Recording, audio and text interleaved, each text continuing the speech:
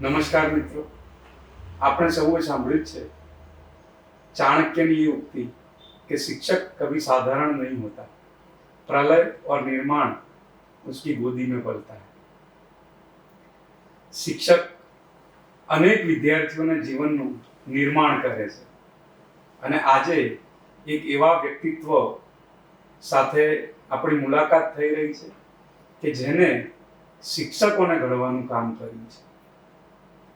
5000 કરતાંય વધુ શિક્ષકો કે જેઓ પૂર્વ સેવા તાલીમમાં હોય કે સેવારત તાલીમમાં હોય તે તમામને શિક્ષક પ્રશિક્ષણની તાલીમ ઉપરાંત 43 વર્ષ કરતાં પણ વિશાળ વ્યાપક અનુભવ ધરાવતા પ્રાધ્યાપક ડૉક્ટર નવીન મકવાણા આજે એમની સાથે આપણે ચર્ચા કરવાની છે અને ચર્ચામાં શિક્ષણમાં એમના વર્ષોના અનુભવો અને એના બાદ સતત પરિવર્તનશીલ શિક્ષણ અને એમાં પણ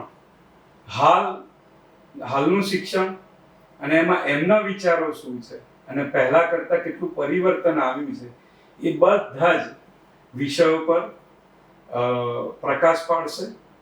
તો આવો આજે આપણે એવા વ્યક્તિત્વનો પરિચય મેળવીએ કે જેઓએ વર્ષો સુધી શિક્ષણની સંસ્થામાં કામ કર્યું છે, શિક્ષકોને ઘડવાનું કામ કર્યું છે અને એમના તૈયાર કરેલા શિક્ષકો આજે ગુજરાતભરની શાળાઓમાં શિક્ષણ કાર્ય કરી રહ્યા છે અને વિદ્યાર્થીઓનું જીવન નિખારી રહ્યા છે।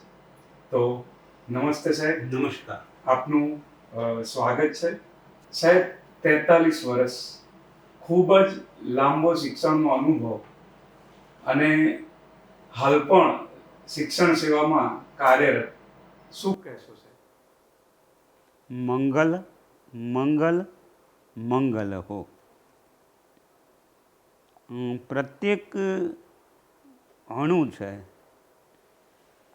એનું એક આગવું અસ્તિત્વ હોય છે। તે રીતે વ્યક્તિ તરીકે વ્યક્તિ શબ્દનો અર્થ જ એવો છે કે ઉઘડે ઉઘડે એની ક્ષમતા પ્રમાણે। મારી વાત કરું તો મારા જન્મ પછી મારા માટે પહેલો પ્રશ્ન અસ્તિત્વ ટકાવવું તે હતો, અર્થ ઉપાર્જન કરવું તે હતો, રોટલો મેળવવો તે। એ પ્રેરણામાંથી હરિકૃપાએ રિઝલ્ટ સારું આવેલું અને મુસાફરીની શરૂઆત થઈ। 10મા ધોરણના આધારે જ ગુજરાત ઇલેક્ટ્રિક બોર્ડમાં ક્લાર્કની નોકરી મળી ગઈ, પણ પીટીસી કરેલું એટલે મૂળ જીવ શિક્ષકનો ખરો હું, તો મને શિક્ષકની નોકરી મળી।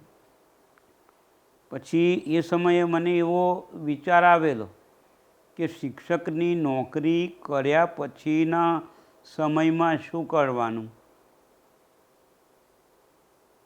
તો ઈશ્વર કૃપા, મા બાપના આશીર્વાદ, વડીલોના આશીર્વાદથી માણસમાં એવો વિચાર સ્ફુરેલો કે આગળ ભણવું આગળ। પછી શિક્ષણવિદો સાથે ચર્ચા કરી અને ધીમે ધીમે ધીમે રસ્તો થયો। ઘેર બેઠા 12મું ધોરણ પાસ કર્યું, ગ્રેજ્યુએશન કર્યું, બીએડ કર્યું, એમએડ કર્યું અને એના આધારે પ્રાથમિક શાળામાંથી પાછું હાઈસ્કૂલમાં સર્વિસ મળી। ખેડા હાઈસ્કૂલમાં સર્વિસ ચાલુ કરી અને હાઈસ્કૂલના અનુભવના કારણે કોલેજમાં સર્વિસ મળી ગઈ, મોડાસા બીડી શાહ એજ્યુકેશન કોલેજમાં। અને ત્યાં જઈ અને તમને આમ આશ્ચર્ય થશે કે ત્યાં જઈને હરિકૃપાએ એમએનો અભ્યાસ પણ કર્યો અને પીએચડીનો પણ અભ્યાસ કર્યો। એ બંને મોડાસા કોલેજમાં અધ્યાપક તરીકે સેવા કરતાં કરતાં કર્યું. એમ કરતાં કરતાં 31 વર્ષ કોલેજમાં કામ કર્યું, હાઈસ્કૂલમાં કામ કર્યું, પ્રાઇમરીમાં કામ કર્યું, ઇલેક્ટ્રિક બોર્ડમાં કામ કર્યું. તો 1983થી શરૂ કરી અને 2026 તો 43 વર્ષ જેટલું કામ હરિકૃપાએ પ્રભુ મા બાપના આશીર્વાદે થયું છે. 43 યર્સ. તો સાહેબ, આપણે બાળપણની વાત કરી. આપનું પહેલું લક્ષ્ય હતું અર્થ ઉપાર્જન અને રોટલો મેળવવો. તો આપનું બાળપણ કેવું રહ્યું સાહેબ? બાળપણની હું મારી વાત કરું તો હું મારી જાતને થોડો ભાગ્યશાળી ગણું છું કે મને સારા માણસો મળ્યા મારા જીવનમાં જોવા માટે. હું જે મકાનમાં ઉછરીને મોટો થયો તે મકાન, એમાં હું 2 હાથ જોડીને વંદન કરી અને નામ સ્મરણ કરું છું. શ્રીમંત સરકાર, સેના એ ખાસ ખેલ, શમશેર બહાદુર, મહારાજાધિરાજ સયાજીરાવ ગાયકવાડ સાહેબ. સયાજીરાવ ગાયકવાડ સાહેબે જે પછાત વર્ગ છે એનો વિકાસ થાય એ માટે સંનિષ્ઠ પ્રયત્ન કરેલા વર્ષો પહેલાં. ઈશ્વરની કૃપા કે હું જે મકાનમાં ઉછર્યો એ મકાનમાં જ ગાયકવાડ સાહેબ એ અમારા વર્ગ માટે નિશાળ ચલાવતા, અમારા બાળકો માટે. એટલે બહુ અદ્ભુત કામ એ થયું છે કે શ્રીમંત સાહેબે આ વર્ગ છે એને એજ્યુકેશનનો સ્પર્શ આપ્યો.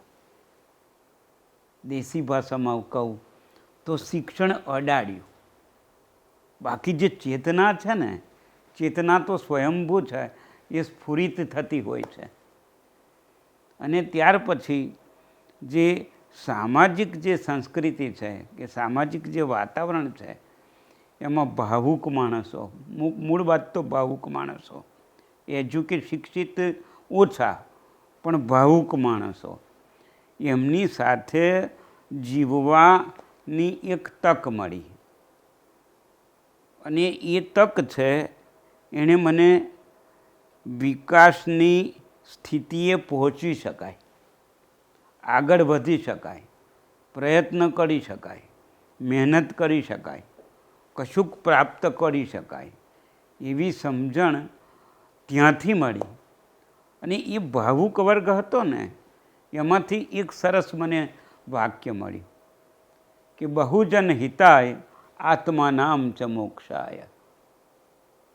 હું વ્યક્તિ તરીકે વિકાસ કરું ખરો, પ્રગતિ કરું ખરો, પણ સાથે સાથે હું સમષ્ટિનું ધ્યાન રાખું.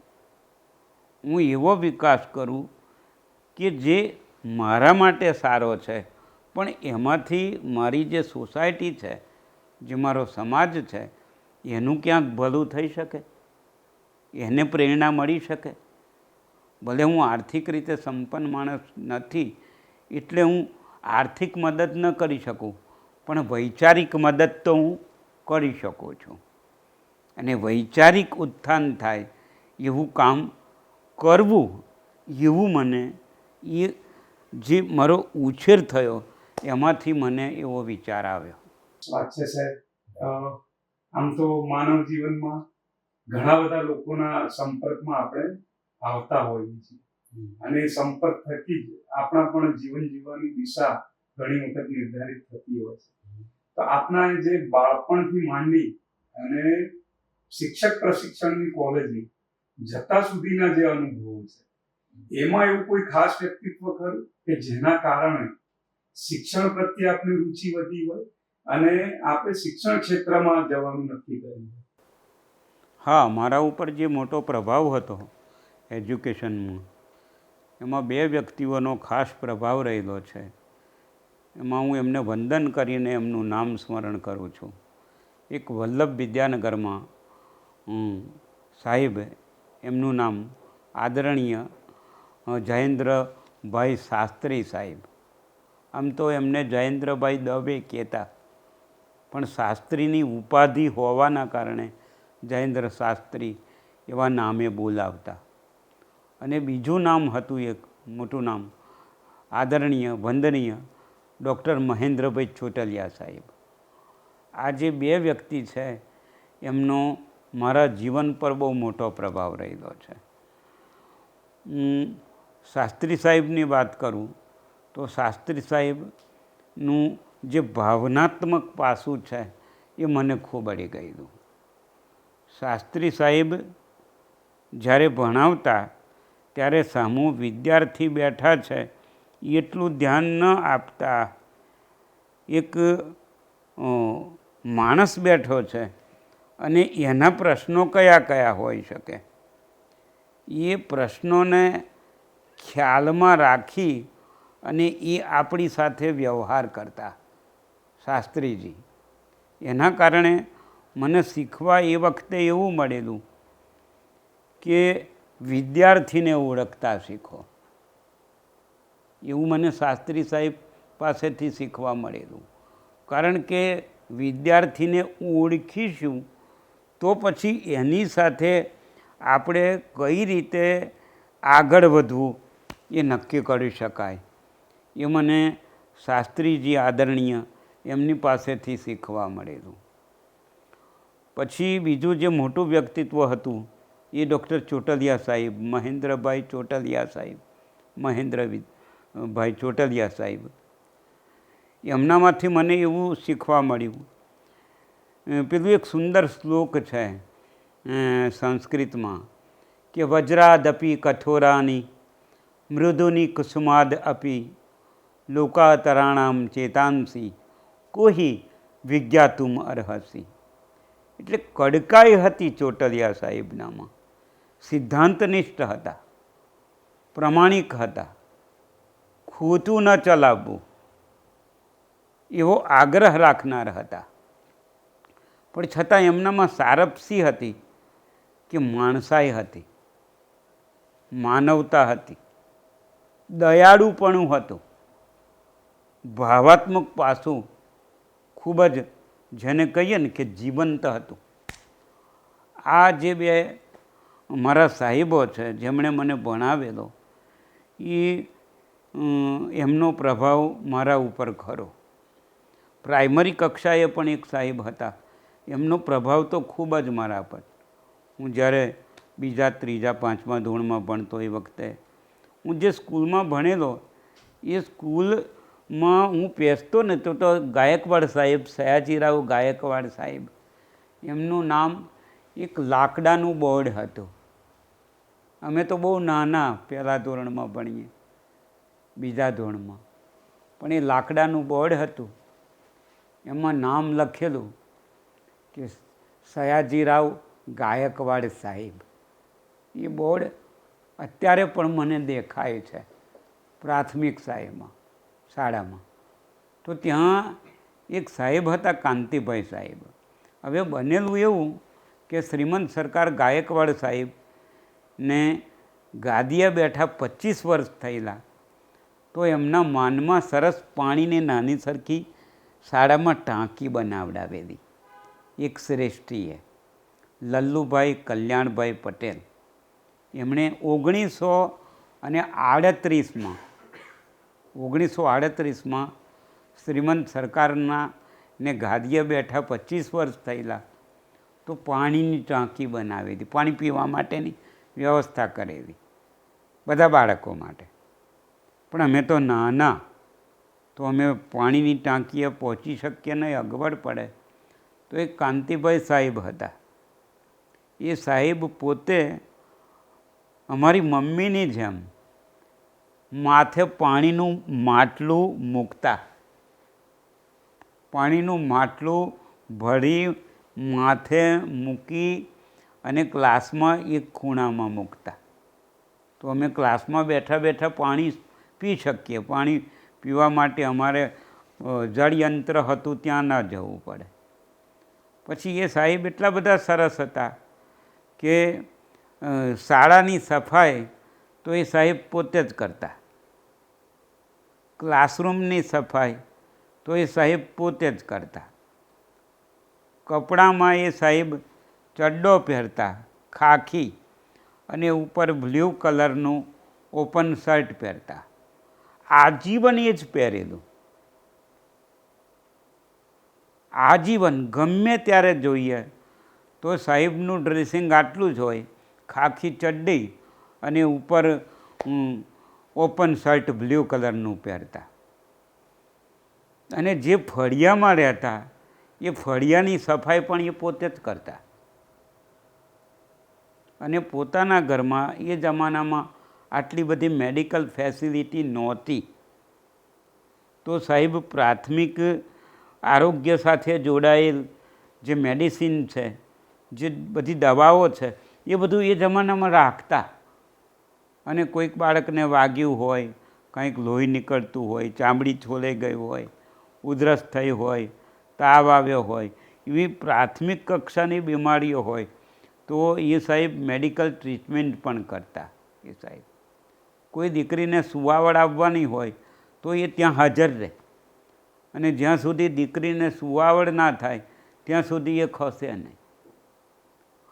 આટલું સારું એ સાહેબ કરતા, પણ એમના ચહેરા પર હું ક્યાંક સારું કરું છું એવો ભાવ મેં કદાપી જોયો નહોતો. હું ક્યાંક એ જે પેલું અસ્મિતા શબ્દનું જે તત્વ છે ને, એ અસ્મિતા શબ્દનું તત્વ બિલકુલ નહોતું, બિલકુલ નિર્લેપ હતા. આવા કાંતિભાઈ સાહેબ, વડતાલ કરીને ગામ છે ચરોતરમાં, એ કાંતિભાઈ સાહેબ, એમનો પ્રભાવ પણ મારા પર રહેલો છે. વાત થઈ આપના જીવન પર, આપના જે ગુરુજીઓનો પ્રભાવ અને એના થકી આપનું જે ઘડતર થયું અને એક દિશા બની શિક્ષણ ક્ષેત્રે આવવાની. પણ હવે આપના દ્વારા પણ હજારો વિદ્યાર્થીઓ તૈયાર થયા છે. એમના માનસ પટલ પણ, આપના વિચારો પણ અંકિત થયેલા છે. અને આજે ગુજરાતની હજારો શાળાઓમાં આ વિદ્યાર્થીઓ શિક્ષક બની શિક્ષણ કાર્ય કરી રહ્યા છે. તો જે શિક્ષક પ્રશિક્ષણની કોલેજ આપે કહ્યું, જે મોડાસાની બીડી શાહ એજ્યુકેશન કોલેજ, એના આપના 31 વર્ષના લાંબા અનુભવો છે. તો શિક્ષક તૈયાર કરવા પાછળની જે મુખ્ય ફિલોસોફી છે, એ જે આપણી કઈ છે, એ થોડું આપણે બિલકુલ. તો જે બીએડ કોલેજ છે, એ બીએડ કોલેજની વાત કરું તો જે પ્રોફેશન શબ્દ એવો આપણે ઉપયોગ કરીએ જ છે, પ્રોફેશન, તો ત્યાં બે વસ્તુને બહુ પ્રાધાન્ય અપાય છે. એક તો શિક્ષક તરીકેના કૌશલ્ય, એમાં બે પાસા આવી જાય. એક કન્ટેન્ટ, જેને આપણે કહીએ છીએ કે વિષય વસ્તુ, જે તે મેથડનું હોઈ શકે. પણ બીજી જે સ્કિલ છે એ ટીચરની પ્રોફેશનલ સ્કિલ. બે સ્કિલ છે, એક ટીચર તરીકેની પ્રોફેશનલ સ્કિલ, અને બીજી સ્કિલ છે એ કન્ટેન્ટ, એનું કન્ટેન્ટ. આ જે બે સ્કિલ છે ને, એને હું પોતે મારી જાતને શિક્ષક માનું છું. તો શિક્ષકના વ્યવસાયમાં આ જે બે સ્કિલ છે, જે સબ્જેક્ટ ઓરિએન્ટેડ છે અને શિક્ષકના પ્રોફેશનની છે, એ સાચી છે, એને હું માનું છું. પણ એના કરતાં પણ વધુ સાચું હું એવું માનું છું કે બાળકો છે તે વિષયને ભણે છે એ સાચું છે, પણ એનાથી વધારે સાચું છે ને એ શિક્ષકને ભણે છે. બાળકો જે વિષય ભણવાની વાત કરીએ તો બાળકોનું મેચ્યોરિટીનું લેવલ એટલું ઊંચું હોય છે કે જે સબ્જેક્ટ છે ને, એને તો શક્ય છે કે એ જાતે પણ તૈયાર કરી શકે. બાળક સબ્જેક્ટને જાતે તૈયાર કરી શકે. પણ મને જે મારા જીવનમાં શીખવા મળ્યું છે તે એવું મળ્યું છે કે બાળકો છે એ સબ્જેક્ટને ભણવા કરતાં શિક્ષક છે એ શિક્ષકને વધારે ભણે છે. અને એટલે હા. શિક્ષકનું સજ્જ હોવું એટલે શિક્ષકનું સજ્જ હોવું એનો અર્થ હું એવો કરું છું કે એ કન્ટેન્ટમાં કેટલો સજ્જ છે કે પ્રોફેશનલ ક્વોલિટીમાં કેટલો સજ્જ છે એના કરતાં એની અંદરનું જે અપેક્ષિત હકારાત્મક જે શિક્ષકત્વ છે ને, હું શબ્દ સહેતુક બોલું છું, હું બે શબ્દ બોલ્યો કે એક અપેક્ષિત અને હકારાત્મક, એની અંદરનું પાસું છે ને એ જે બાળકો છે એના માટે મહત્ત્વનું હોય છે. હું એવું સમજો છું કે બાળકો મેં ભણાવેલું છે એ ભૂલી જશે તે શક્ય છે. મેં જે ભણાવ્યું છે એ બાળકો ભૂલી જશે એ શક્ય છે. પણ મેં એ બાળકો સાથે જે વ્યવહાર કર્યો છે એ વ્યવહાર એ બાળકો કદાપી નહીં ભૂલે. એ મેં મારા ધ્યાનમાં રાખ્યું છે. અને એવા હું એક બે પ્રસંગો પણ તમારી સામું કહું કે વર્ગખંડમાં તો જુદા જુદા બાળકો આવે, જુદી જુદી ક્ષમતા, ટૂંકમાં એના માટે આપણે એવો શબ્દ પ્રયોગ કરીએ જ છે કે વૈવિધ્યપૂર્ણ બાળકો આવે, એવો શબ્દ પ્રયોગ કરીએ જ છે. મેં એવું જોયું કે જે લોકો ભદ્ર વર્ગના બાળકો છે, જે સવર્ણ બાળકો છે, એ બાળકોના પણ પ્રશ્નો છે, એ લોકોની પણ મુશ્કેલીઓ છે. એમની મોટી તકલીફ એ છે કે એ લોકો પોતાનું દુઃખ કોઈને કહી શકતા નથી અને છતાં એ લોકોના પ્રશ્નો છે. તો મેં મારા જીવનમાં એક આવો કેસ જોયો. હું જ્ઞાતિ સાથે વાત નહીં કરું, એ મને ઠીક નથી લાગતું, પણ ઉજળિયાત એવો શબ્દ પ્રયોગ એટલા માટે મારે કરવો છે કે મારે જે મેસેજ આપવો છે એ મેસેજ છેક પહોંચે, એટલા માટે હું ઉજળિયાત શબ્દનો પ્રયોગ કરું છું. તો એક ઉજળિયાત બાળક ભણવા આવતું, બહુ ડાયું, બહુ સમજુ, બહુ પ્રમાણિક અને બહુ સંવેદનશીલ અને બહુ મહેનતું, મારા કરતાં વધારે ગુણવાળું, એવું હું કહું તો ચાલે. ભલે એ વિદ્યાર્થી હતા મારા, પણ એમનામાં બહુ સારપ હતી, ઘણી બધી સારપ. પણ એમને તકલીફ કેવી હતી કે ઘરની એમના માથે જવાબદારી હતી. ખૂબ આર્થિક સંકળામણ વચ્ચે જીવતા, અને એમાંય ઉજળિયાતમાં જ્યારે આર્થિક સંકળામણ વચ્ચે જીવવાનું આવે ને ત્યારે એ વધારે પીડાદાયક હોય છે, વધુ પીડા આપે છે. તો એ પોતાના કુટુંબનો નિર્વાહ કરતા અને બીએડ પણ કરતા. તો એ બેનું બેલેન્સ કરતાં કરતાં કરતાં એમણે મહેનત તો કરી, પણ જ્યારે પરીક્ષા આવી ને તો થોડા ડિપ્રેસ થઈ ગયેલા કે હું કઈ રીતે પહોંચી વળીશ.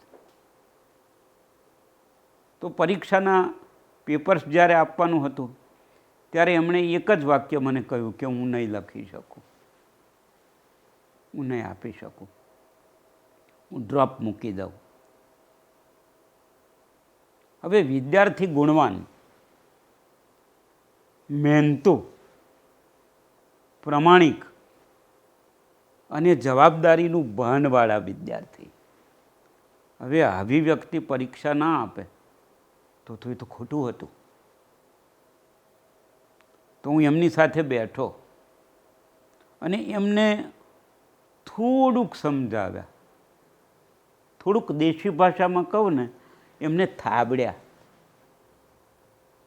થોડુંક એમને હિંમત આપી કે આપણે ડ્રોપ આપીએ એના કરતાં લડી લઈએ.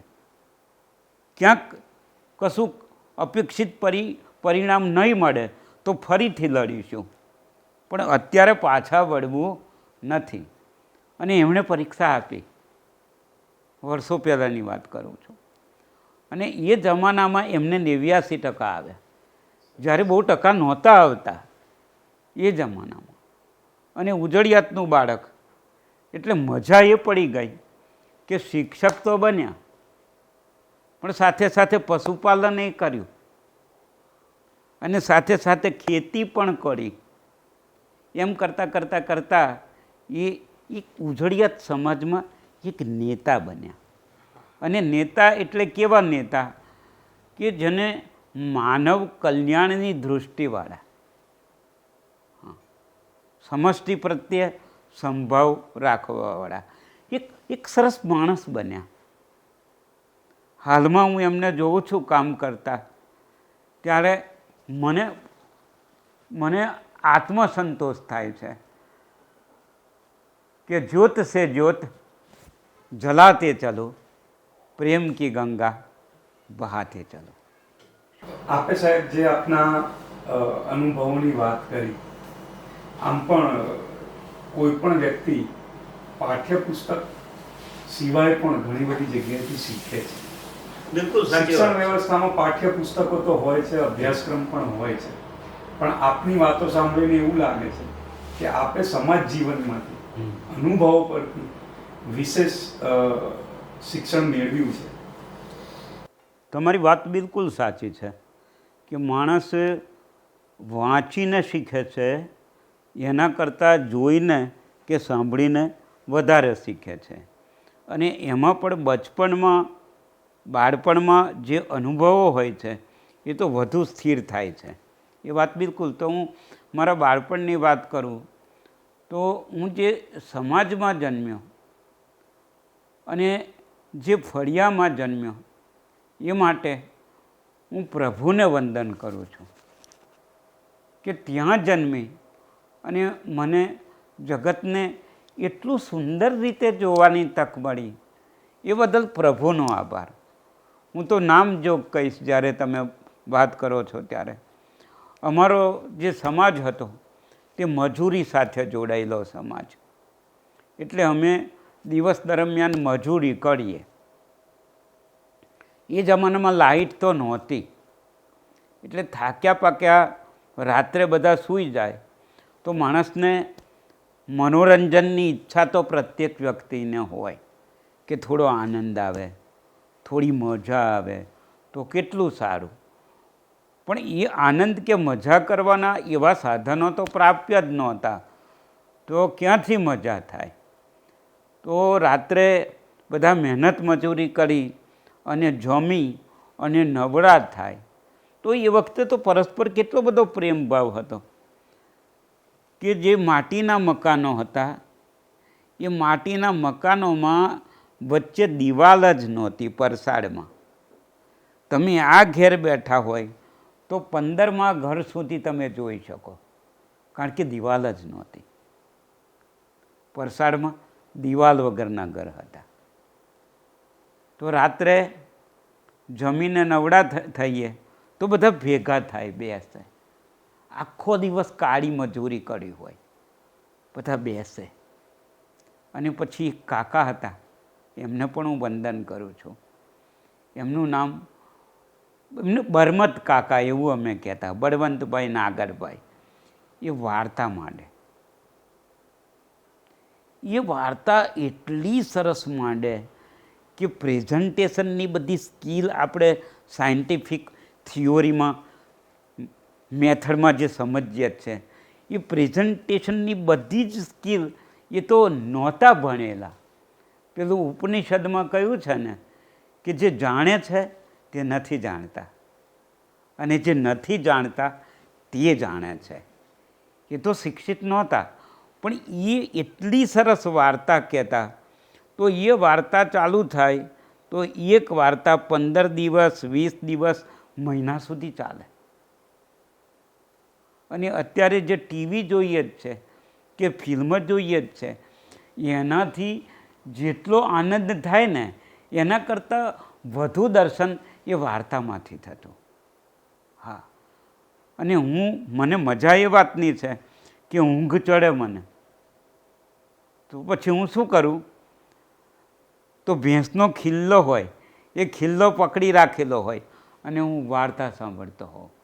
તો એરેબિયન નાઇટ્સ તો મને બધું દેખાય, સિંધબાદની સફર તો મને દેખાય, રામાયણ, મહાભારત, અમરચરિત, એટલી સરસ સરસ વાર્તો એ અભણ માણસ કહેતા.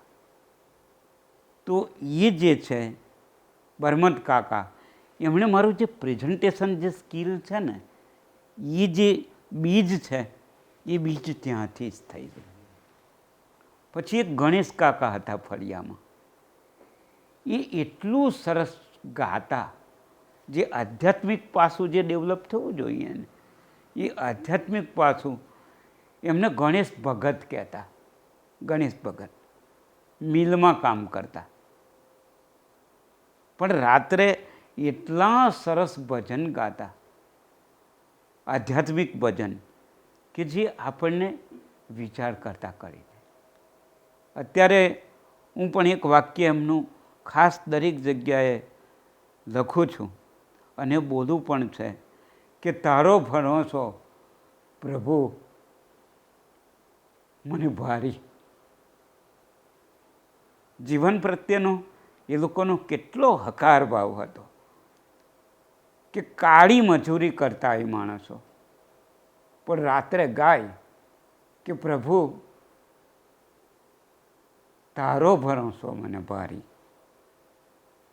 એ જે વિચાર બીજ છે, એણે મારું ઘડતર છે, એ ઘડતર કરવામાં એ ગણેશ કાકા છે, એમનો મોટો ફાળો છે. એ ગાતા, એ તમે જોજો રે. એક અશિક્ષિત માણસ છે, એક મહેનતુ માણસ છે, એ કેટલું સુંદર ગાય છે. એ તમે જોજો રે આ જંત્રીનો વગાડનાર કોણ છે. ક્વેશ્ચન મૂકતા કે આ ખોડિયું કોણ ચલાવે છે, આ જગત કોણ ચલાવે છે, એને કયા ધર્મ સાથે લેવા દેવા હતી? કોઈ ધર્મ સાથે લેવા દેવા નહોતી, પણ એટલી તો લેવા દેવા હતી કે આ સૃષ્ટિ છે એને ચલાવનારો કોક છે. આ શિક્ષિત નહોતા એવા માણસો જેમણે મારું ઘડતર કર્યું. એક વસરામ કાકા હતા, તદ્દન અભાવ, તદ્દન અછત અને વેદનામાં જીવતું વ્યક્તિત્વ, પણ છતાં જીવનને આનંદથી લીધેલું. જીવન છે એના પ્રત્યેનો જે અભિગમ હતો, જે દૃષ્ટિકોણ હતો, એ બિલકુલ હકારાત્મક હતો. તો એટલું એક્સ્ટ્રા ઓર્ડિનરી એ ગાતા. તો અભિનયનું તત્વ છે, એ અભિનયનું તત્વ મેં એમની પાસેથી શીખેલું. એટલે મારા સમાજમાં મને એવું લાગે છે કે જે અત્યંત સંવેદનશીલ માણસો, અત્યંત જેને સારા માણસો, એ સારા માણસો મને મળ્યા. એ પરમ કૃપાળુ પરમાત્માના આશીર્વાદ હશે. આજે હું જ્યારે વડોદરામાં બેઠો છું, ત્યારે વડોદરામાં બરોડા યુનિવર્સિટીના એક સાહેબ હતા, મને બહુ ડિટેલમાં પરિચય નથી, પણ એમનું આછું નામ તો મને ખ્યાલ છે, રમેશભાઈ પટેલ સાહેબ. એજ્યુકેશન ડિપાર્ટમેન્ટમાં બરોડા યુનિવર્સિટીમાં હતા. એમણે એક સુંદર વાત કરેલી, એ વાતને આજે હું સમર્થન આપું છું. એમણે એક એવી વાત કરેલી, રમેશભાઈ પટેલ સાહેબ બરોડા એજ્યુકેશન ડિપાર્ટમેન્ટમાં MS યુનિવર્સિટીમાં હતા. એમણે એક સુંદર વાત કરેલી કે અમે જ્યારે નાના હતા ત્યારે આટલું બધું એક્સ્ટ્રા ઓર્ડિનરી ઇન્ફ્રાસ્ટ્રક્ચર નહોતું અમારા વખતે. અમારા વખતે આટલી બધી સગવડો નહોતી. આ રમેશભાઈ પટેલ સાહેબની વાત કરું છું. અમારા વખતે આટલી બધી સુવિધાઓ નહોતી, છતાં અમે સારા થયા. તો એનું કારણ હું એક જ આપું છું કે અમને સારા માણસો મળ્યા, બહુ સરસ માણસો મળ્યા. એટલે એજ્યુકેશનમાં હું વાતને બહુ સમર્થન આપું છું અને આ વાત ઉપર ભાર આપું છું કે બાળકો છે ને એની સામે સારા ઉદાહરણ માણસોને મૂકવા, સારા ઉદાહરણ. કારણ કે બાળકો છે એ વિષયને નથી ભણતા, બાળકો તો શિક્ષકના રૂપમાં એક માણસને ભણે છે. શિક્ષક તો પછી હશે એવું હું માનું છું, પણ પહેલાં એ માણસ છે, પછી શિક્ષક છે. અને બાળકો જે ભણે છે ને એ શિક્ષકને ભણે છે. એ શું ભણાવે છે એ તો ભૂલી પણ જાય, એ પોસિબલ છે. એટલે જે સ્કિલની વાત કરીએ જ છે ને આપણે એજ્યુકેશનમાં સ્કિલ, તો આપણે બે વાત ના મૂકી કે કન્ટેન્ટ ઓરિએન્ટેડ હોય કે પ્રોફેશનને ઓરિએન્ટેડ હોય. એ અપેક્ષિત છે, એને હું આવકારું છું, એને હું સ્વીકારું છું. પણ એના કરતાં પણ સૌથી વધુ મહત્ત્વનું હોય તો જે વ્યક્તિ છે એ વ્યક્તિની સારપ એ જો કેળવાય ને, હું તો માઇક્રો ટીચિંગમાં પણ કહું છું ને કે માઇક્રો ટીચિંગમાં આપણે અનેક પ્રકારની સ્કિલ તાલીમાર્થીને શીખવીએ જ છે. પણ મને તો એક સ્કિલ ઉમેરવા જેવી કઈ દેખાય છે કે જ્યારે એ ક્લાસમાં ભણાવતા હોય તો ભણાવતી વખતે બાળકો છે એની આંખો વાંચે, બાળકોની આંખો જુએ અને આંખો જોતાં જોતાં જોતાં એ બાળકના પ્રશ્નો છે, બાળકની વેદનાઓ છે કે બાળકની સમસ્યાઓ છે ત્યાં સુધી એ પહોંચી જશે શિક્ષક. અને પછી ક્યાં ભણાવવાની જરૂર છે? એના જે પ્રશ્નો છે, એની સમસ્યાઓ છે કે એની વેદનાઓ છે, એમાં ક્યાંક તમે થોડોક સહારો આપો, ક્યાંક થોડુંક એની જોડે રહો. પછી જે અસ્તિત્વ છે એનો ઉઘાડ છે એ તો એ જાતે કરી દેશે, એ પોતે જાતે કરી દેશે.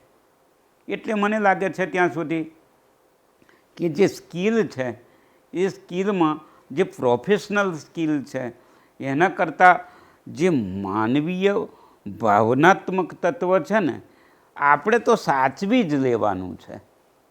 બાકી ગ્રોથ છે એ ગ્રોથ તો એ પોતે વાંચવાની એની ત્રેવડ છે, એની ક્ષમતા છે, એ કરી દેશે. હું નાનો ત્યારે હું વંદન કરું છું જે લોકોએ મને આટલે સુધી આણ્યો. મારા ગામમાં સયાજીરાવ ગાયકવાડ સાહેબને વંદન, એમનું પુસ્તકાલય આજે પણ છે. હું જ્યારે તમારી સામે વાત મૂકું છું ત્યારે આજે પણ સિહોલ ગામમાં શ્રીમંત સરકાર ગાયકવાડ સાહેબ એમનું પુસ્તકાલય આજે છે. તો હું બિલકુલ નાનો, મને ખ્યાલ છે ત્યાં સુધી મારી ઉંમર 7-8 વર્ષની હશે. તો એ વખતે કપડાનું કે એવું બધું ડ્રેસિંગનું એવું બધું સેન્સ નહીં, સ્વચ્છતાનું ને એ બધું એવું બધું સેન્સ નહીં. હું નાની ફાટેલી ચડ્ડી પહેરું ને ઉપર શર્ટ પણ ન હોય, શર્ટ ન હોય, ફાટેલી ચડ્ડી હોય અને તે પણ તમને હસાડું. આ ગંભીર કામ ચાલે છે પણ માણસને હસાડવું મોટા ભાગે. તો મારી ચડ્ડી એ પણ જયપુરના હવા મહેલ જેવી. હા, તો હું એ ગાયકવાડ સાહેબના પુસ્તકાલય આગળ હું રમું. તો હું આજે વંદન કરું છું કે મહેશભાઈ પટેલ, મહેશભાઈ મગનભાઈ પટેલ એ પુસ્તકાલયનો વહીવટ કરતા ગાયકવાડ સાહેબના.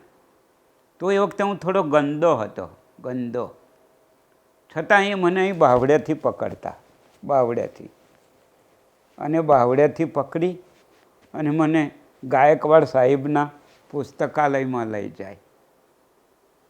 પછી એ પટેલ મહેશભાઈ, એમને હું મારા ગુરુ કહીશ. એ તો શિક્ષક નહોતા,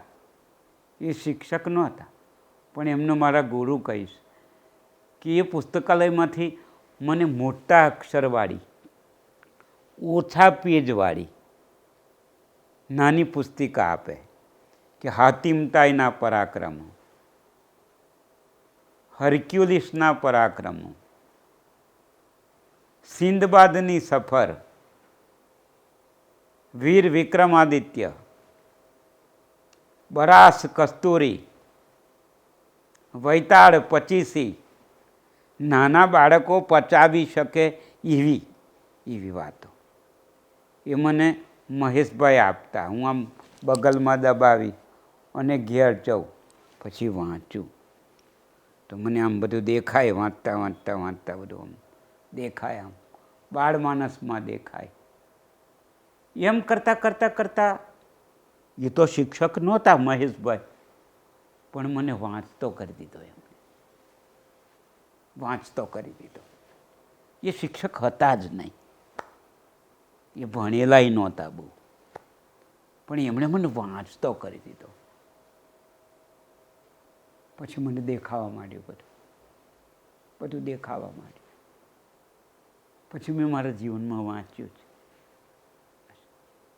ઓછું રમ્યો, ન રમ્યો એવું કહું તો પણ ચાલે.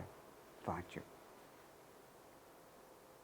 પરીક્ષા લક્ષી ઓછું વાંચ્યું, પણ મને બેનિફિટ એ મળ્યો કે વાંચનની પ્રેક્ટિસના કારણે જે અર્થગ્રહણ છે એ થોડું પાવરફુલ બન્યું, જેના કારણે પાઠ્યપુસ્તક કે પરીક્ષાલક્ષી વાંચવું ને એ મને અઘરું ના પડ્યું. કારણ કે મને મહેશભાઈ પટેલ સાહેબે મને વાંચતા શીખવાડી દીધું હતું. એ શિક્ષક નહોતા, એ તો ખેડૂત હતા, એ તો ખેતી કરતા હતા. તો સાહેબ, વાસ્તવિક રીતે જોઈએ તો શિક્ષણની સાચી પરિભાષા શું? ભારતીય દર્શન છે ને, એણે શિક્ષણની સુંદર પરિભાષા આપી દીધેલી જ છે, પણ દિવસે દિવસે એનું જે અર્થઘટન છે એ બદલાય છે. પણ આપણે ભાગ્યશાળી છીએ કે આપણા જે પૂર્વજો છે એ પૂર્વજોએ એજ્યુકેશન છે, જે શિક્ષણ છે એની પરિભાષા સુંદર આપી દીધેલી છે.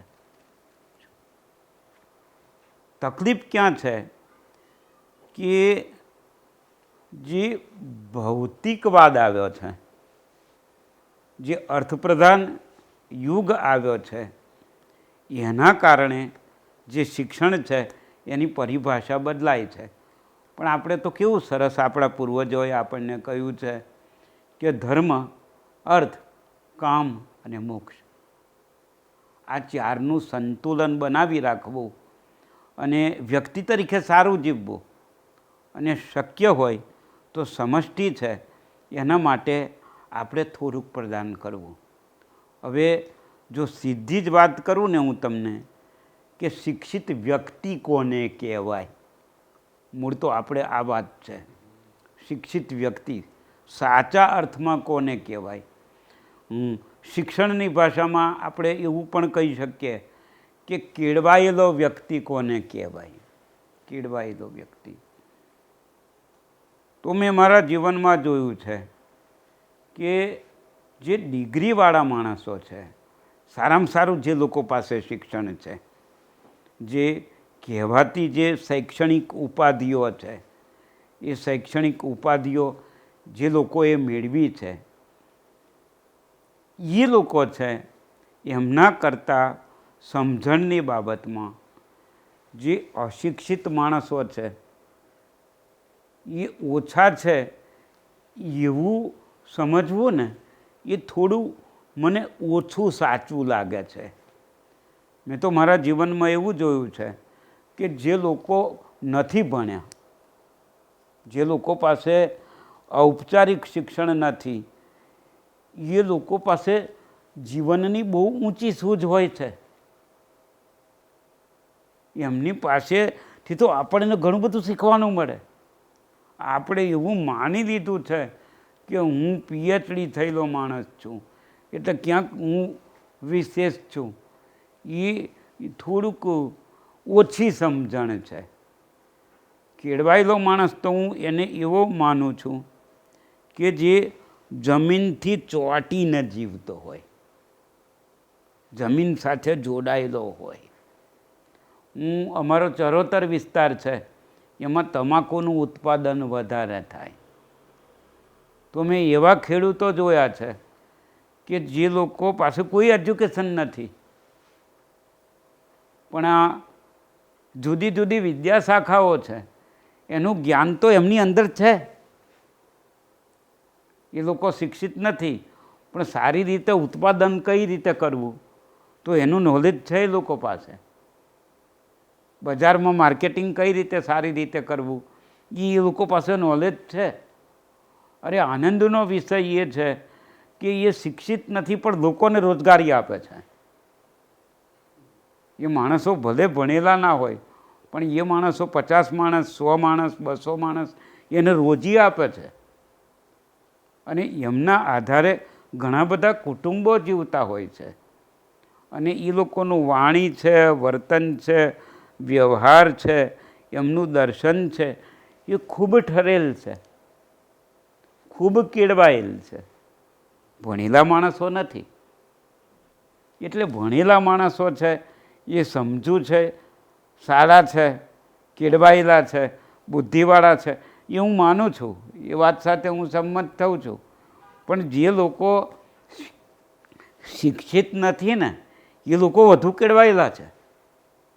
દુનિયાદારીનું જે ભાન છે ને, સામાજિક જીવનનું, જે આપણે પેલું નથી બોલતા કે લર્નિંગ ટુ બી ગેધર, એવું બોલીએ જ છે આપણે, મોટી મોટી વાતો કરીએ જ છે.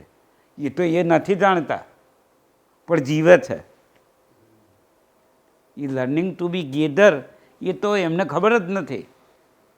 પણ છતાં સામાજિક સેવાના કામો આપણે સામાજિક સેવા કરવી એવું જાણીએ જ છે ને, એ નથી જાણતા છતાં કરે છે.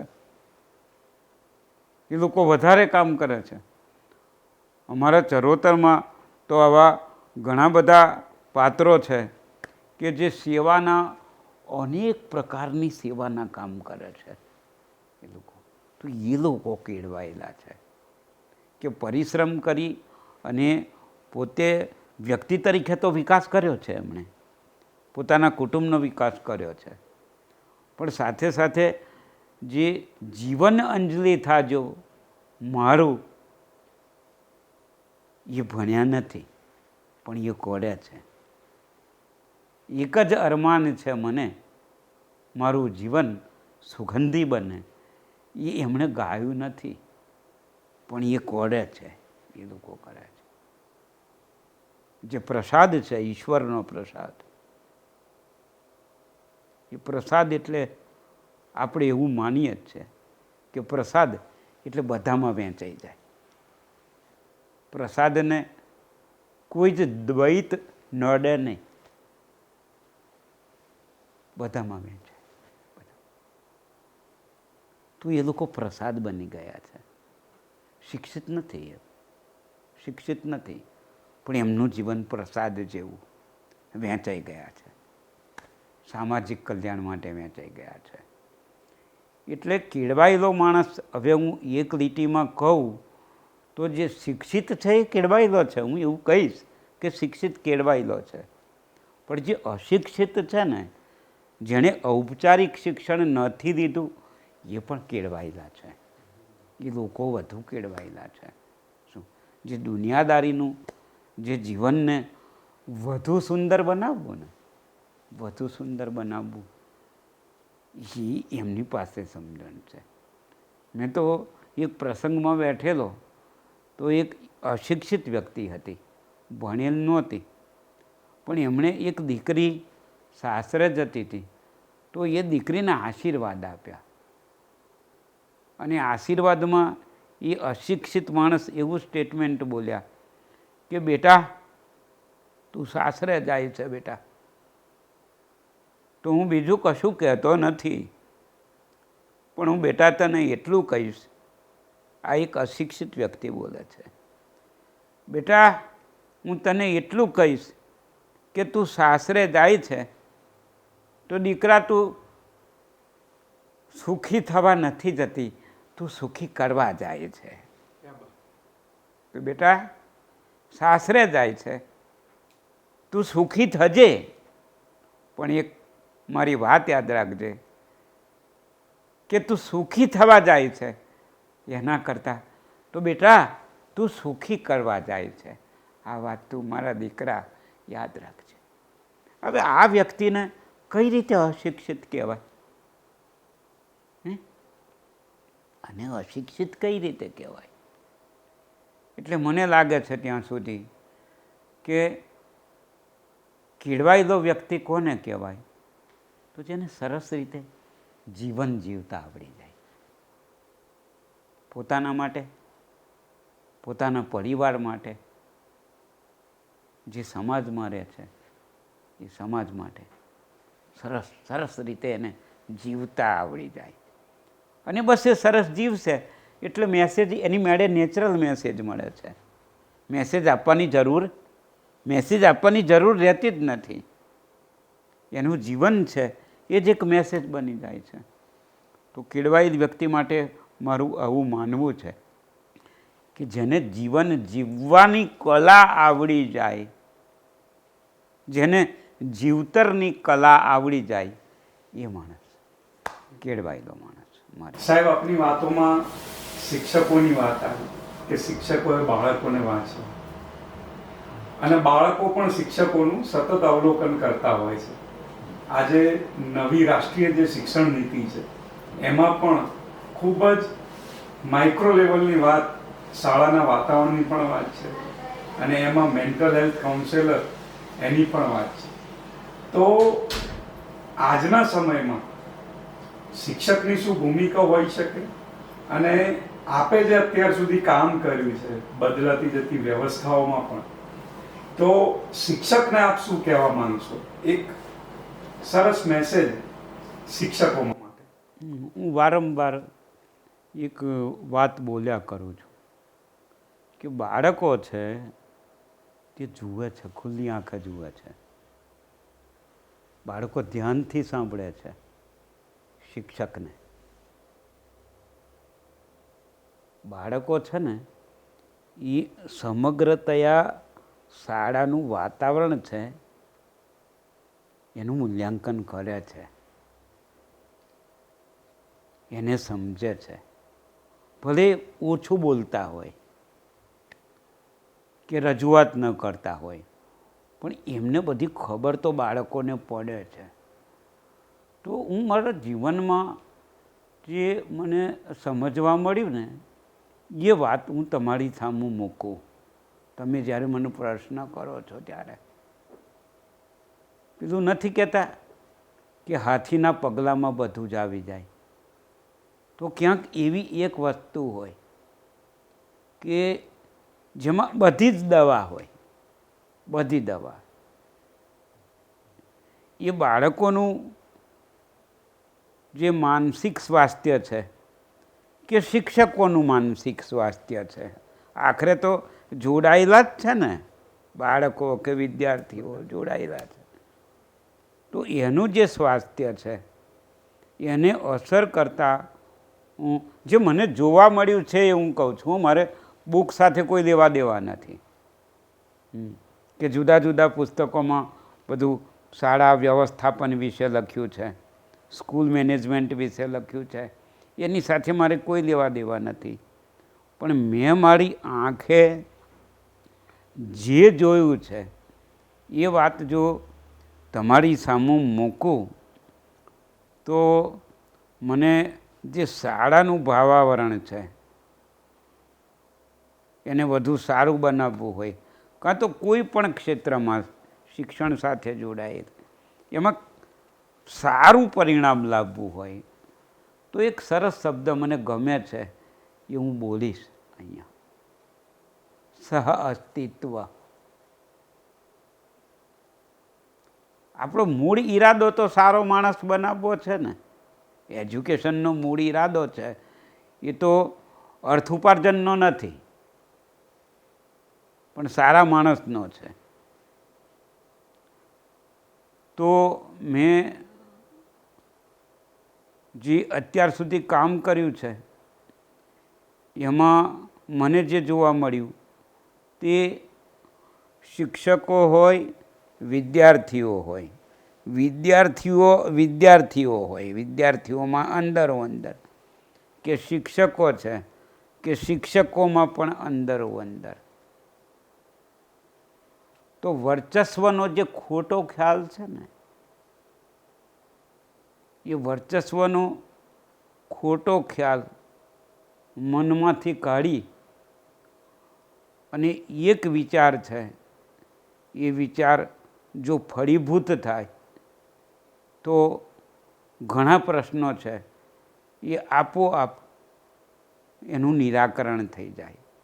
એ વિચાર છે આપણને મળેલો છે, ખાલી એને અમલીકરણ કરવાનું છે કે એક જ ડાળના પંખી, અમે સૌ એક જ ડાળના પંખી.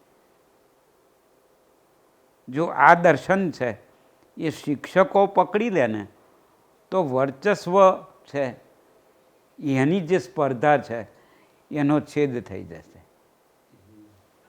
વિદ્યાર્થીઓમાં પણ અંદર એવું હોય વર્ચસ્વની લડાઈ, અને વર્ચસ્વની લડાઈ છે એનો છેદ કરી અને પછી એક સમજણ એવી આવે કે આપણે બધાય સુખી થવા ભેગા થયા છીએ. હું સુખી થવા ભેગો નથી થયો, પણ આપણે બધા, આપણા બધાનો ઈરાદો, સામૂહિક ઈરાદો સુખી થવાનો છે. એ શિક્ષક હોય કે પછી વિદ્યાર્થી હોય કે શાળા સાથે જોડાયેલું હોય, આ વસ્તુ આવશે તો પરસ્પર છે હાથ પકડવાની તૈયારી આવશે. આપણી જે ક્ષુલ્લક દુર્વૃત્તિઓ છે ને, એ ક્ષુલ્લક દુર્વૃત્તિઓ ઉપર આ જે ભાવના છે એ બ્રશ મારી દેશે. બ્રશ એને ચોખ્ખી કરી નાખશે. અને એના કારણે પરિસ્થિતિ કેવી બનશે કે સંસ્થાનું જે ભાવાવરણ છે એ આશાવાદી, હકારાત્મક, પવિત્ર, ક્યાંક કશુંક સારું થાય એ શક્યતાવાળું બનશે.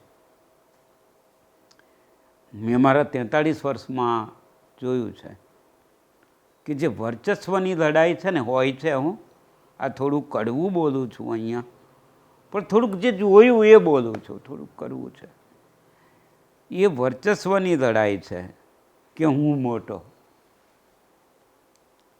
કે હું હોશિયાર, મને આવડે, મારાથી આ બધું ચાલે છે, આ બધું મારાથી ચાલે છે.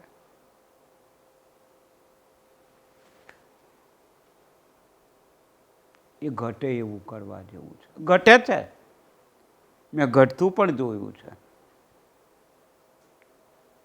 પણ માણસ જ્યારે ખરેખર સેવામાં કાર્યરત હોય ને અને ઘટે તો સારું પરિણામ આપે. પછી મારા નિવૃત્તિ કાર્યક્રમમાં હું ઊભો થઉં ને પછી એમ કહું કે હું તમારી માફી માગું છું, આ મેં ઠીક નહોતું કર્યું, તો એ મોડું થઈ જાય છે. એ મોડું થઈ જાય. જ્યારે ખરેખર હું સેવારત હોઉં ને એ વખતે જ એક જ ડાળના પંખી અમે સૌ, એ સમજણ મારામાં એ વખતે જ વિકસવી છે. છેલ્લે વિકસે તો એનો કોઈ મતલબ નથી. એટલે શિક્ષણમાં મને લાગે છે ને ત્યાં સુધી સાથે રહીને ચાલીએ ને, આપણા દાદાએ કહ્યું છે જ ને આપણને, એ તો આપણે માનવાની તૈયારી રાખવાની છે. ભારતીય દર્શન છે એનું હું વખાણ નથી કરતો, પણ જગતમાં બેનમૂન છે,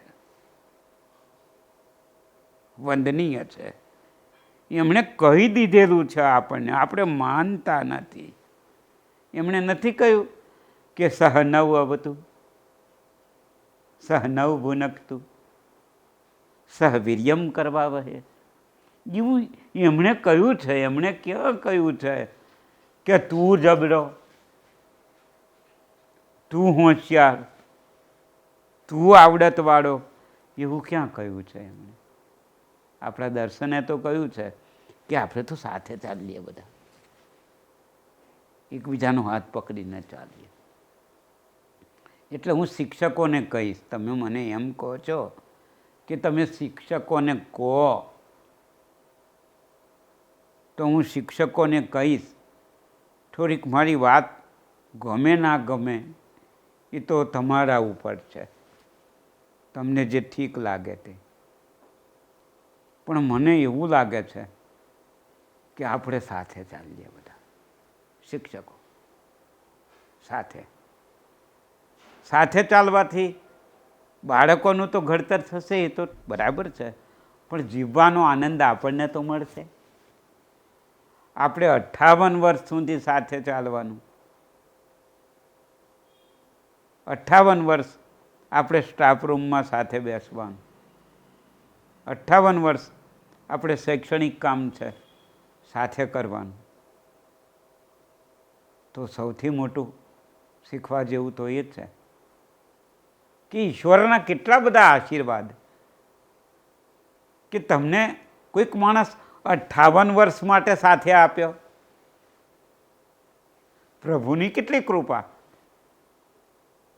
કે 58 વર્ષ જીવવા માટે આપણને સાથે માણસો આપ્યા. એમને સમજવા, એમના જે પ્લસ પોઈન્ટો છે, એમની ખૂબીઓ છે, એનો આદર કરવો. એ ખૂબીઓ છે આપણામાં આવે એવું કરવું. અને ક્યાંક કશું ખોવાય તો એ તો આપણો ભાઈ છે ને, શિક્ષક ખરો, પણ મૂળ તો 58 વર્ષ સુધી આપણો સગો છે, આપણો ભાઈ છે. એનો અહમ ના ગવાય, એને ખોટું ના લાગે, એનું રિસ્પેક્ટ સચવાય. એ રીતે જાહેરમાં ન કહેતા, મિત્ર ભાવે હસતા હસતા, ચા પીતા પીતા, નાસ્તો કરતાં કરતાં બહુ સરસ રીતે આપણે મૂકી શકીએ કે તમારામાં તો આટલું બધું સરસ છે તમારા માટે, પણ આ જો થોડુંક આટલું સારું થાય તો વધારે સારું છે, એમ વાત મૂકી શકાય છે. મૂળ તો આનંદથી જીવવું છે. આપણે નથી કહેતા આપણા દાદા સચ્ચિદાનંદ સ્વરૂપાય, એમાં આનંદનો જે શબ્દ પ્રયોગ થયો છે એ અંતિમ ધ્યેય છે આપણું, કે ત્યાં સુધી પહોંચીએ આપણે. અને ત્યાં સુધી પહોંચવામાં આપણે તો બૌદ્ધિકો છીએ. જ્યાં ક્યાંક નાના નાના થોડાક ક્યાંક કશાક એવા અવરોધ આવતા હોય તો એ અવરોધો છે એ બહુ સરસ રીતે ડાપણથી આપણે દૂર કરીએ. ડાપણથી એવું ન કરીએ જે ઠીક ના હોય, થોડુંક કઠે એવું હોય એવું ન કરીએ. જે આપણે પેલા પદ્ધતિશાસ્ત્રના હેતુઓ લઈએ જ છે, જ્ઞાન, સમજ, ઉપયોજન, સંશ્લેષણ, વિશ્લેષણ, પણ છેલ્લો તો ડાપણનો કે એ ડાપણનો જે હેતુ છે એને સિદ્ધ કરીએ. જો મિત્રો યાદ રાખો, હું તો એવું માનીશ અને એવું જીવવાય પ્રયત્ન કર્યો છે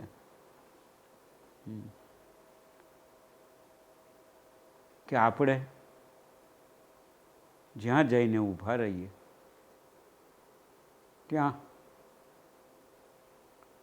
આપણી હાજરીથી દિવાળી થાય, આપણી હાજરીથી હોળી ના થાય, સળગે નહીં. હોળી શબ્દ પ્રયોગ હું સળગવાના સંદર્ભે કરું છું, સળગે નહીં. આપણે જ્યાં ઊભા રહીએ ત્યાં આનંદ આનંદ આનંદ થઈ જાય. ક્યાંક સમસ્યા હોય તો એનો ઉકેલ નીકળી જાય, ક્યાંક કશુંક અટક્યું હોય તો ત્યાંથી શરૂ થઈ જાય, ત્યાંથી આગળ વધે. આપણું કામ છે માનવ ઘડતરનું કામ છે. ઘડતર કરતાં માણસો ખોલવાનું કામ છે આપણું. ઘડતર શબ્દ છે એ સારો છે, પણ એમાં થોડુંક ક્યાં મોડિફિકેશન આવી જાય છે, થોડીક મર્યાદાઓ આવી જાય છે. આપણે તો માણસોને ખોલવાના છે, ખોલવાનું કામ કરીએ. અને એ ખોલવાનું કામ ત્યારે જ શક્ય બનશે કે આપણું પોતાનું જીવન છે એ નૈસર્ગિક રીતે શાળામાં રજૂ કરીએ. મને જે મેં કામ કર્યું શિક્ષણના વ્યવસાયમાં, એમાં મને કોઈ કડવો અનુભવ ના થયો. મેં આનંદથી જ કામ કર્યું છે. મને સંતોષ છે, એ વાતનો સંતોષ છે કે આનંદથી કામ કર્યું અને શક્ય હતો ત્યાં આનંદ કરાવ્યો છે. મેં વેદના વહેંચી નથી મેં મારા જીવનમાં, મેં આનંદ કરાવ્યો. અને એનું પરિણામ એ આવ્યું કે જે મારા બાળકો તૈયાર થયા એ પણ આ કામ કરે છે, એનો મને સંતોષ છે.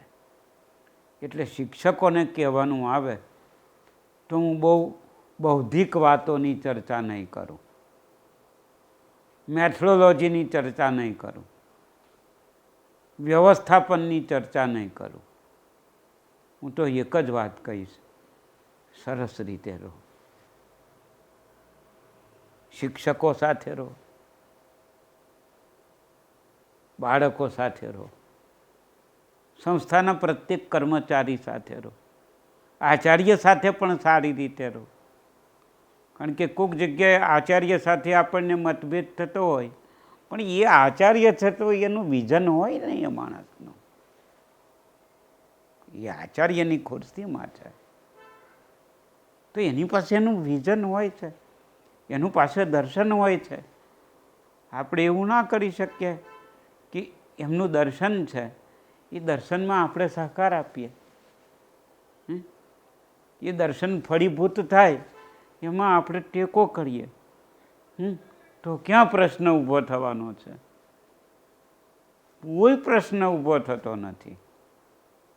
બાળકો સાથે એ રીતે જીવીએ, બાળકોને સાંભળીએ, બાળકોને સમજીએ. હું તો તમે પૂછી પણ શકો છો કે મારી કોલેજમાં રિસેસમાં બાળકો નાસ્તો કરવા બેસે તો હું મારી ચેમ્બરમાં ન બેસું, પણ બાળકો ક્લાસરૂમમાં નાસ્તો કરતા હોય તો હું ક્લાસમાં ફરું અને બધાનું ટિફિન હોય ને એમાંથી થોડુંક થોડુંક લઈને ખાઉં તો એ છોકરાને બહુ મજા આવે બાળકો શું. અને એમ કરતાં કરતાં એ બાળક છે એ વાંચવામાં પણ મને અનુકૂળતા આવે, એની સાથે હું ખાઉં છું, બેસીને જમું છું શું. એટલે મેસેજ એ જ છે મારો આજે તમને શું કે પ્રેમ કરો બસ. આ કેટલું, આ અસ્તિત્વ કેટલો ટાઈમ, આ અસ્તિત્વ કેટલો ટાઈમ, જે થોડોક ટાઈમ છે એમાં પ્રેમ કરો. તમે બધા જાણો છો, તમે બધા સમજો છો, તમે બધા જ્ઞાનીઓ છો, એટલે હું તો તમને માત્ર યાદ અપાવું છું, માત્ર યાદ અપાવું છું કે 2.5 અક્ષર પ્રેમ કા પઢે સો પંડિત હોય. મારે બીજી વાત નથી, આગળની વાત નથી કરવી, પણ એનું પાછળનું ચરણ છે એ પકડી લીધા જેવું છે કે 2.5 અક્ષર પ્રેમ કા પઢે સો પંડિત હોય. આટલું જ કામ આપણે કરવા જેવું લાગે છે, આટલું જ ભણાવવાનું છે. બાકીનું છે એ તો બધું બાળકો છે, એ બધું એની મેળે તૈયાર કરી શકે એટલી એ લોકોનામાં ક્ષમતા અને સમજણ છે એવું મને લાગે છે.